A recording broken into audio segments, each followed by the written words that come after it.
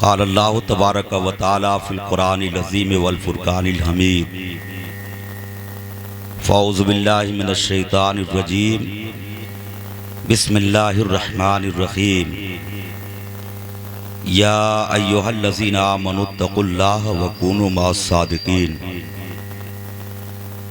सदक़ल्लाहुल अज़ीम व बल्लगना रसूलहुन नबियुल अमीनुल मतीनुल मुबीनुल करीम।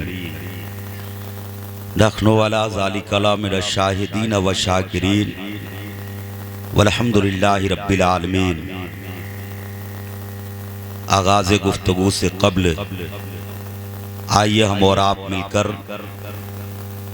अपने और सारी कायनात की मरकज़े अक़ीदत मुस्तफ़ा जान रहमत शमे बज़्म हिदायत नौशे बज़्म जन्नत शहर यारे इरम ताजदार हरम जनाब आका मुहम्मदुर रसूलुल्लाह सल्लल्लाहु ताला अलैहि वसल्लम की बारगाह में अक़ीदत व महब्बत के साथ बुलंद आवाज़ से दरूद पाक पढ़ लें। अल्लाहुम्मा सल्लि अला सय्यदना शफ़ीअना हबीबना मौलाना मुहम्मदिन बारिक सल्लिम सलातम व सलामन अलैका या रसूल अल्लाह सल्लल्लाहु ताला अलैहि वसल्लम। मिंबर नूर पे हमारी जमात के मुक़्तदर उलमा तशरीफ़ रखते हैं। नक़ीब हिंदुस्तान लायक के सद-एहतराम हज़रत हाफिज़ क़ारी हैदर अली साहब क़िबला बिहारी, जिनकी बेहतरीन नक़ाबत आप हज़रात समाअत कर रहे हैं। शहंशाह तरन्नुम जनाब क़ारी तशरीफ़ आलम साहब क़िबला निज़ामी और नासिर मसलके आला हज़रत आलिम जलील हज़रत अल्लामा व मौलाना नौशाद आलम साहब क़िबला रज़वी, साथ ही साथ नक़ीब हिंदुस्तान हज़रत मौलाना शमसुल इमाम साहब क़िबला, दिगर उलमाए कराम व शोराए इस्लाम मिंबर नूर पे जलवा अफरोज़ हैं। इन मुक़द्दस उलमा की मौजूदगी में थोड़ी देर के लिए आप हज़रात की समातों की दहलीज़ पे हाजिर हों। एक शायर लिखता है कि मुक़द्दर के अच्छे हैं वो लोग जो भी, मुक़द्दर के अच्छे हैं वो लोग जो भी मोहम्मद की मदहो सना कर रहे हैं। मुक़द्दर के अच्छे हैं वो लोग जो भी मोहम्मद की मदहो सना कर रहे हैं। और इलाही दिखा दे मदीने की गलियां, इलाही दिखा दे मदीने की गलियां, शबो रोज़ हम ये दुआ कर रहे हैं, शबो रोज़ हम ये दुआ कर रहे हैं। और था मस्ती में एक दिन नबी का दीवाना, था मस्ती में एक दिन नबी का दीवाना, जिसे लोग कहते हैं बहलोल। था मस्ती में एक दिन नबी का दीवाना, जिसे लोग कहते हैं बहलोल दाना। वो मट्टी का छोटा घरौंदा बनाकर जुबैदा को जन्नत अता कर रहे हैं। वो मट्टी का छोटा घरौंदा बनाकर जुबैदा को जन्नत अता कर रहे हैं। और जिसे लोग कहते हैं जन्नत का जीना, बुलंद आवाज से बोलें सुभान अल्लाह। जिसे लोग कहते हैं जन्नत का जीना, शिफाओं का मरकज है शहरे मदीना। जिसे लोग कहते हैं जन्नत का जीना, शिफाओं का मरकज है शहरे मदीना। और जमाने के सारे मरीजों से कह दो मदीने में आका दवा दे रहे हैं। जमाने के सारे मरीजों से कह दो मदीने में आका दवा दे रहे हैं, मदीने में आका दवा दे रहे हैं। हजरात, आज जिस महफिले पाक में हम और आप तशरीफ रखते हैं बनाम जश्न गौसुल वरा, जश्न गौसुल वरा में हम तशरीफ रखते हैं। ये जश्न गौसुल वरा सरकार गौसे आजम रदी अल्लाह ताला अन्हो से इस महफिल पाक की निस्बत है और आप वलियों के सरदार हैं। आपको अल्लाह ताला ने वलियों का सरदार बना करके इस फर्शे गीती पर मबूस किया। आप वलियों के सरदार बन करके आए। आप तारीख पढ़ें, आपको पता चलेगा कि पाक परवरदिगारे आलम ने कमोबेश 1,24,000 अंबियाए कराम को इस फर्शे गीती पर मबूस फरमाया। लेकिन जब बारी आई आमिना के लाल की, बारी आई मदीने के ताजदार की, बारी आई अहमद मुख्तार की, तो परवरदिगारे आलम ने हमारे और आपके आका को जब दुनिया के अंदर मबूस फरमाया तो दुनिया देख रही है आने वाले मुस्तफा जाने रहमत आमना के शिकम से बाहर आते हैं। आने के बाद आपके दोनों कांधों के बीच में पुश्ते अनवर पे एक उभरा हुआ गोश्त है जो दूध की तरह चमक रहा है। कल हो करके मेरे आका के सहाबा ने आका की बारगाह में अर्ज किया, ए मेरे आका मावा मल जा, ये आपके पुश्ते अनवर पे उभरा हुआ गोश्त कैसा है? तो मेरे आका इरशाद फरमाते हैं, यही तो महरे नबूवत है, यही तो महरे नबूवत है। हमारे और आपके आका तमाम नबियों के सरदार बन करके आए, महबूबे नबी बन करके आए। उनके पुश्ते अनवर पे उभरा हुआ गोश्त इस बात पे दलालत कर रहा है ये दुनिया के अंदर आमना के पेट से पैदा होने वाला कोई आम बच्चा नहीं, कोई आम नबी नहीं, बल्कि ये पैदा होने वाला महबूबे परवरदिगार है, ये पैदा होने वाला इमामुल अंबिया है, ये पैदा होने वाला नबियों का सरदार है। हजरात, इराक की सरजमीन पर एक माँ ने बच्चा जन्म दिया और जब वो बच्चा पैदा हुआ, पैदा होने के बाद दुनिया ने देखा उसके पुश्ते अनवर पे एक कदम के पंजे का निशान है। दोनों कांधों के बीच में पुश्ते अनवर पे एक कदम के पंजे का निशान है। जब वो बच्चा बड़ा हुआ लोगों ने अर्ज किया, ए बच्चा ये पुश्ते अनवर पे किसके कदम का निशान है? तो उस बच्चे ने जवाब दिया था, ए लोगों ये किसी दुनियादार के कदमों का निशान नहीं, मदीने के ताजदार के कदमे पाक का निशान है। अब मैं कहना चाहूंगा मुस्तफा जाने रहमत के पुश्ते अनवर पे उभरा हुआ गोश्त से दुनिया ये समझ रही है ये नबियों का सरदार है और पैदा होने वाले इराक की सरजमीन पर उस बच्चे के पुश्ते अनवर पे आज कदमों का निशान बता रहा है कि ये दुनिया के वलियों का सरदार पैदा हुआ है, वलियों का सरदार पैदा हुआ है। लिहाजा हमारे सरकार गौसे आजम के पुश्ते अनवर पे वो कदमों का निशान था। आप वलियों के सरदार हैं और आप मादरजाद वली हैं, माँ के पेट में भी आप वली थे। आप तारीख पढ़िए, अभी माँ के शिकम में है, आपकी माँ घर के दरवाजे पे है और एक बुजुर्ग का गुजर आपके दरवाजे के सामने से होता है।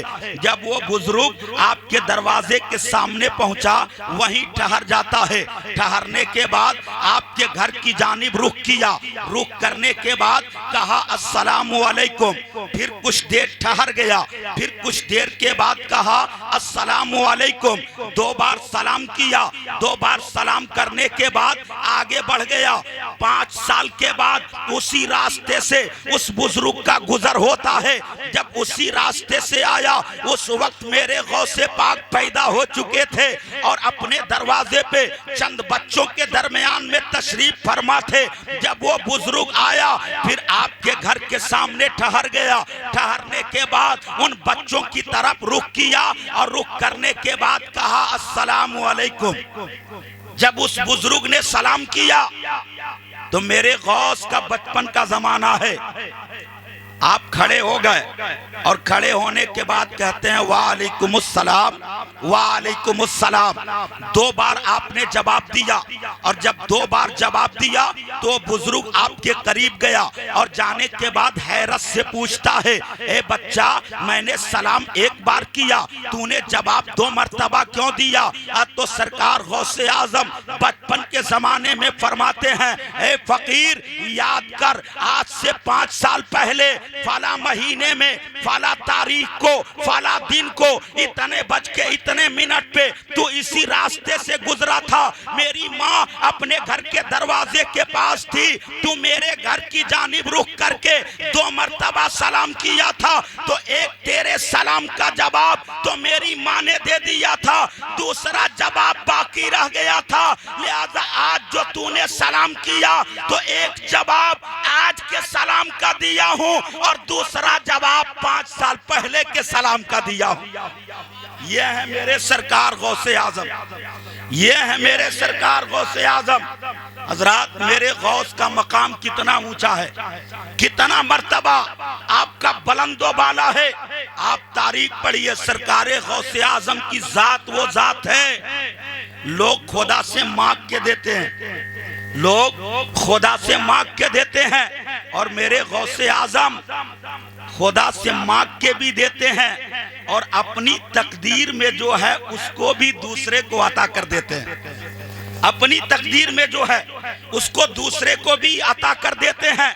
आइए तारीख पढ़िए इराक की सरजमीन की। जब आप तारीख पढ़ेंगे तो आपको पता चलेगा, किताबों में मुहियुद्दीन इब्ने अरबी का लफ्ज आया है। एक बहुत बड़े बुजुर्ग मुहियुद्दीन इब्ने अरबी, अरबी की जगह असल में अली है, मुहियुद्दीन इब्ने अली।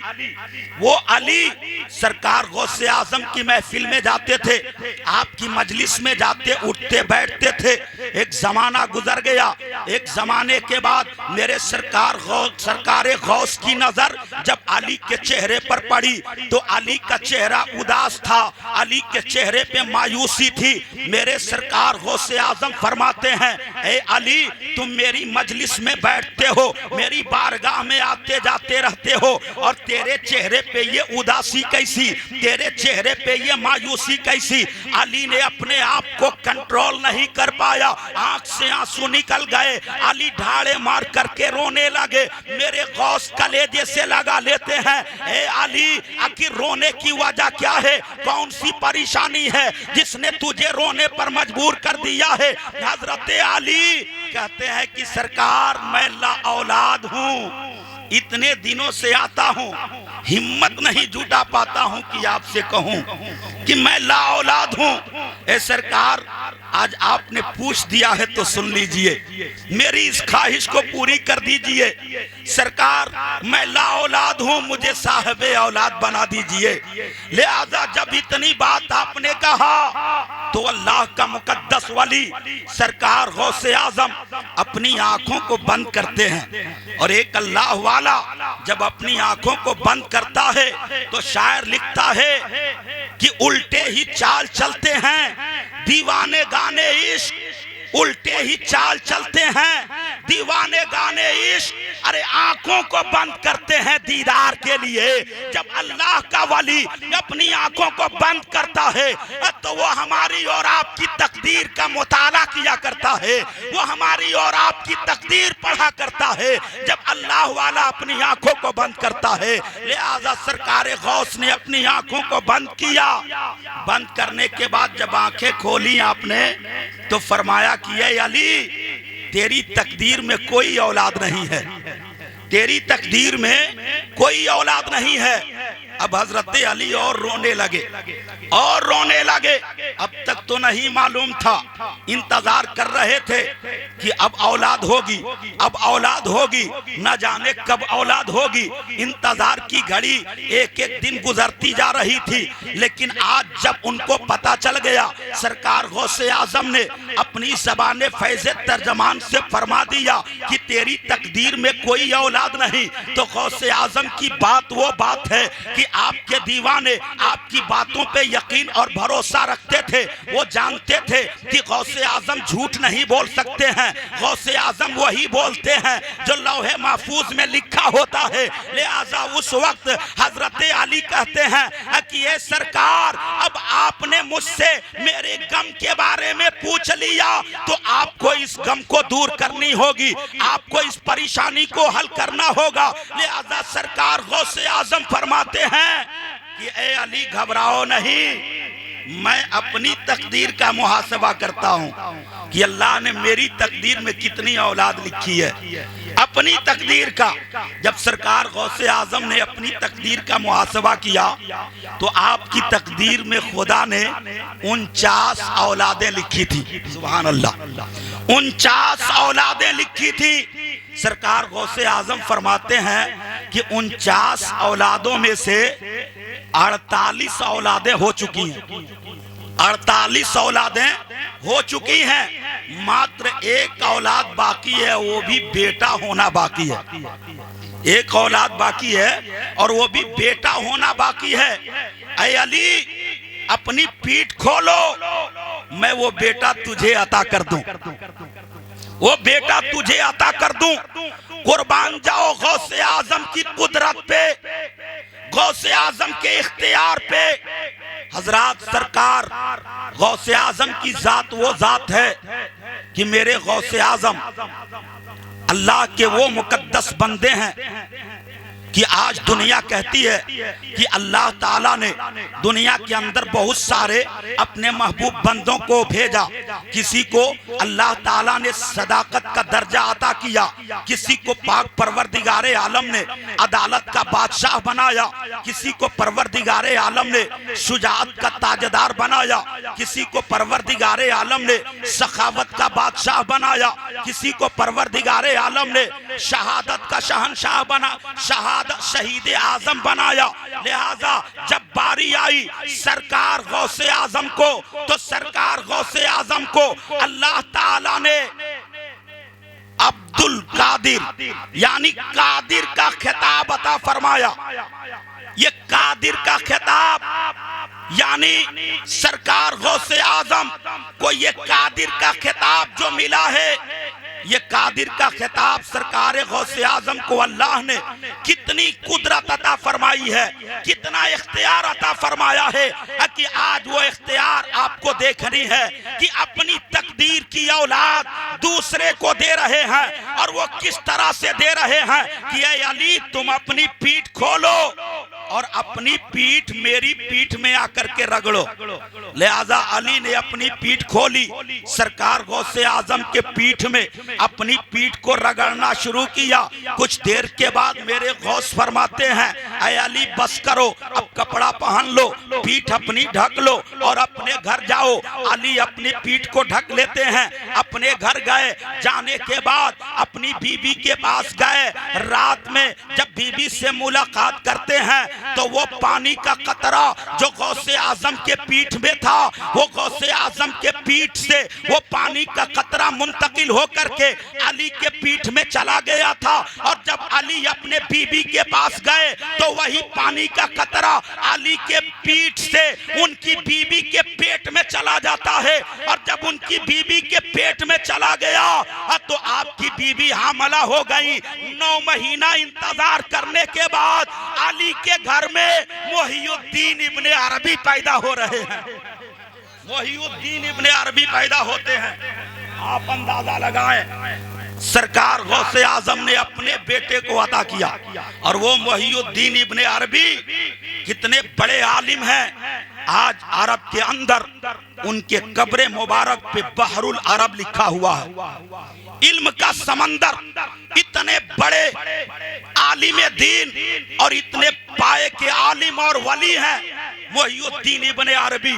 तो सरकार गौसे आजम का इख्तियार देखिए, यही तक महदूद नहीं, चलते चलते आखिरी बात आपके समातों की दहलीज पे रख करके मैं आपसे रुखसत हो जाऊं, इसलिए वक्त की किल्लत दामनगीर है, मेहमानों की तादाद कसीर है, मेहमानों की तादाद कसीर है।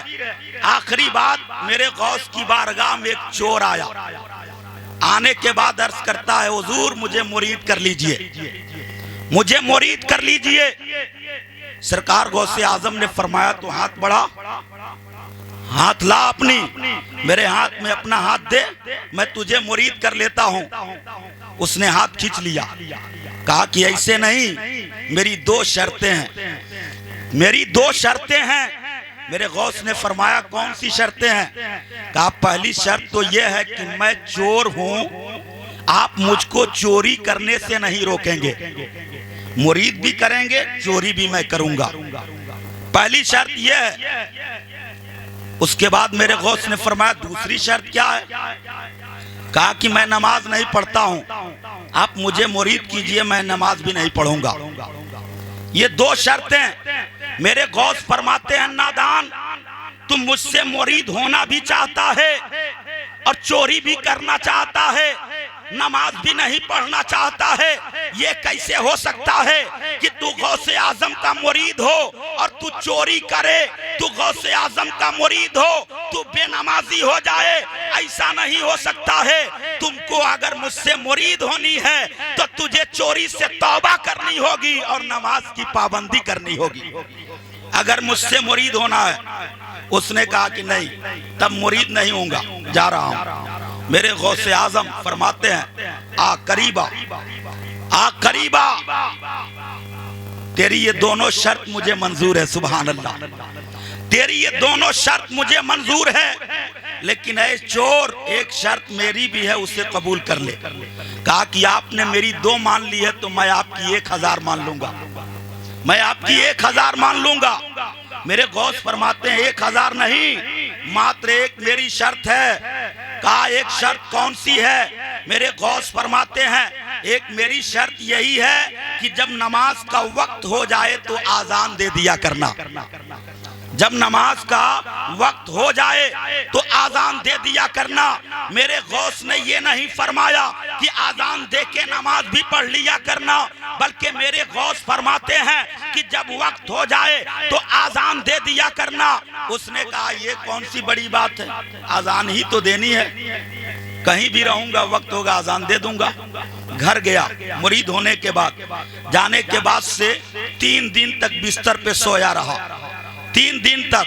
और जब वक्त होता था तो घर ही में बिस्तर से उतरता और उतर के खड़ा होता जमीन पे और कान में उंगली डाल के आजान देना शुरू कर देता। 3 दिन तक मुसलसल घर के अंदर आजान देता रहा। तीसरे दिन बीवी कहती है बड़ा शौक है आजान देने का, घर के अंदर आजान पे आजान दिए जा रहे हो, अगर इतनी ही दिलचस्पी है आजान देने की तो है मेरे शौहर मोहल्ले की मस्जिद में जाके क्यों नहीं आजान देते और सिर्फ आजान ही देते रहोगे? जरा ये बताओ कि नमाज कब पढ़ोगे? जब इतनी बात बीवी ने कहा तो चोर कहता खबरदार चुप रहो, जो मैं आजान दे रहा हूं ना गौसे आजम की शर्त पे अमल कर रहा हूं, उनकी शर्त मान रहा हूं, पूरी कर रहा हूं, लिहाजा चुप रहो। चोर ने बीबी को किनारे कर दिया। फिर 2-4 रोज गुजरे, बीवी आके कहती है ये बताओ खाली आजाने दोगे, चोरी करने कब जाओगे?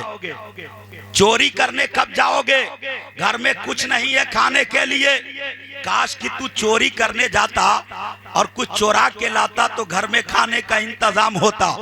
तो चोर ने कहा यही तो सो करके सोच रहा हूँ कौन सा वक्त निकालूं जिस वक्त में चोरी भी कर लूं और आजान भी ना देनी पड़े, लिहाजा यही सोच रहा हूँ। बीवी ने कहा जल्दी करो। सोचते सोचते उसने 12 बजे रात का वक्त निकाला कि 12 बजे चोरी करने जाऊंगा, 3 बजे से पहले चोरी करके अपने घर आ जाऊंगा, इसलिए कि फजर का वक्त 3 बजे के बाद होगा, लिहाजा आजान देनी होगी। तो 3 बजे से पहले जब चोरी करके घर आ जाऊंगा तो आसानी से आजान भी दे लूंगा।